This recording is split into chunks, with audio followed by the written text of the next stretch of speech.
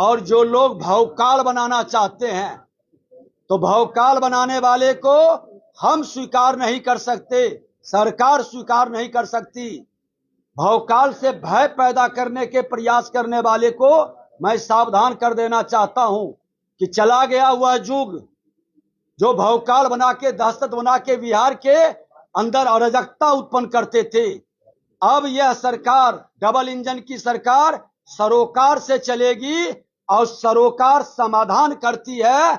सरोकार सबका साथ, सबके विकास के भाव को लेके चलती है। तो जो सरोकार में सहयोग करेंगे हम उनका सम्मान करेंगे। ऐसे लोगों के साथ ये हमारे 100 दिन की उपलब्धि है जब से हमने विभाग में बैठा है।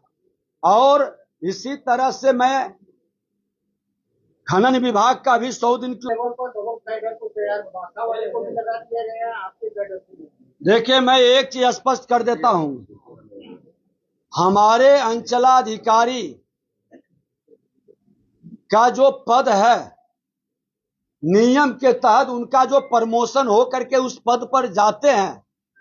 सदन में भी देखिए, हमने ये सचिंदर जी का प्रश्न पर हमने स्पष्ट कहा था कि आपके विभागीय अधिसूचना 904 दिनांक 27/9/2025 द्वारा राजस्व सेवा के अंचल अधिकारी एवं समकक्ष के पदाधिकारियों की धारित योग्यता, अहर्ता, वरीयता, कालावधि, चारित्रिक इत्यादि को दृष्टिगत रखते हुए अस्थायी व्यवस्था के तहत प्रोन्नति के पदानुक्रम में विहित वेतनमान के साथ भूमि सुधार उप समाहर्ता एवं समकक्ष संप्रति अनुमंडल राजस्व पदाधिकारी एवं समकक्ष पद पर कुल 56 पदाधिकारियों को कार्यकारी प्रभार प्रदान किया गया।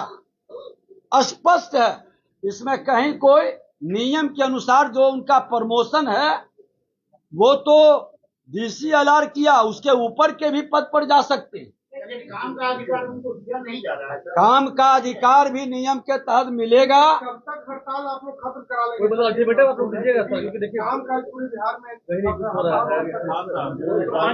आपने जैसे भी कहा कि हम हटाएंगे। काम काज की वैकल्पिक व्यवस्था भी हम लोग बना लिए हैं। समय रहते हमारी सहानुभूति है, हमारे विभाग के सदस्य हैं, लेकिन सहानुभूति को कमजोरी समझेंगे तो सरकार पूरी शक्ति के साथ कार्रवाई करेगी। साजिश की जा रही है। देखिए, साजिश करने वाले जो भूमाफिया है या इससे जुड़े मानसिकता के लोग हैं, वैसे लोग को अफसोस होगा, क्योंकि इससे हम प्रभावित नहीं होंगे। जो संकल्प बिहार की जनता के जनादेश, इतने बड़े जनादेश के सम्मान के लिए NDA सरकार ने उठाई है, उस जनादेश का सम्मान कराने के लिए जो भी कीमत अदा करना पड़ेगा वह कीमत अदा करेंगे। नहीं लौटेंगे तो हम अस्थायी बहाली की भी व्यवस्था का विकल्प को खुला रखेंगे। कब तक इंतजार करेंगे? मैंने तो इंतजार की घड़ी हमने समाप्त कर दी है। बिहार के मुख्यमंत्री जी का कल से समृद्धि यात्रा शुरुआत है। अगर जो नहीं लौटे तो मैं उनका निलंबन शुरू कर दूंगा, वहां वैकल्पिक व्यवस्था बनाना शुरू कर दूंगा। निश्चित करने के लिए हमने निर्देशित किया है। राजस्व कर्मचारी को अंचल की जगह पंचायत स्तर पर बैठाने की व्यवस्था, और हमने वीडियो कॉलिंग के माध्यम से रैंडम उसकी जांच की व्यवस्था बनाए कि राजस्व कर्मचारी हमारा पंचायत भवन या पंचायत स्तर की जो जगह सुनिश्चित की गई वहां बैठ रहा है कि नहीं। लोगों को परेशानी बढ़ी है, जो खुल कर घूमते रहते थे और जनता उनके पीछे घूमते रहती थी, वो संस्कृति को समाप्त किए। बेचैनी साफ झलक रहा है, लोग हड़ताल पर गए हैं। सरकार उनकी हड़ताल की अवधि की गिनती भी कर रही है। नौकरी करना है तो सेवक के भाव से आकर के जनता के बीच जाकर के सरकार के निर्देश का पालन करना होगा।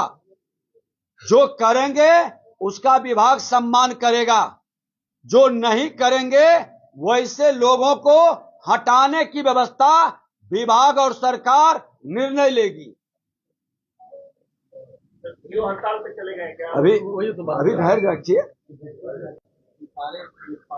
मार्च तक का हमने परिमार्जन का समय दिया था। 40 लाख परिमार्जन है, जिसमें छोटा छोटा नाम की गलती, पिता के नाम का गलती, पता का गलती, खाता खसरा एराजी का गलती। अगर जो 46 लाख आवेदन है, 40 लाख का समाधान हो जाएगा तो आप समझिए कि हमारा जो केंद्र और राज्य की अनुदान का है उसका लाभ मिलेगा।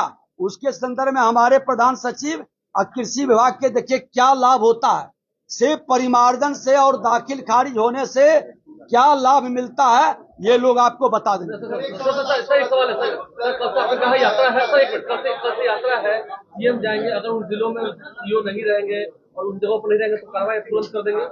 सीओ नहीं रहेंगे, बीडीओ को मैं प्रभार दे रहा हूं और ऐसे लोगों पर स्पष्टीकरण लेते हुए निलंबित करने का भी कार्रवाई शुरू कर दूंगा। को उनकी शिकायत को दूर करने का पूरी प्रयास करेंगे।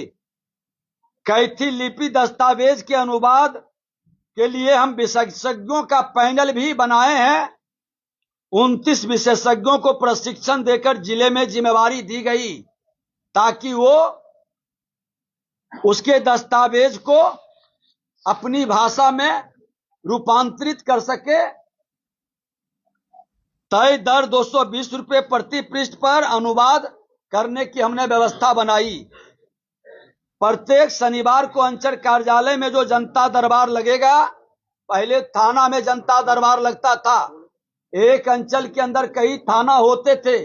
हमारा एक अंचलाधिकारी एक ही थाना में जा पाता था, कई जगह शिकायत मिलती थी कि अंचलाधिकारी आए ही नहीं। अब हमने कहा कि सभी थाना प्रभारी अंचलाधिकारी के कार्यालय में जाएंगे जहां सीसीटीवी कैमरा लगा रहेगा और वहां पर सुनवाई होगी, क्योंकि अंचल के अंदर हमारे राजस्व कर्मचारी है, अमीन है, दस्तावेज है, कोई भी शिकायत के समाधान के लिए पुख्ता प्रमाण है। तो ये परिवर्तन हमने किया।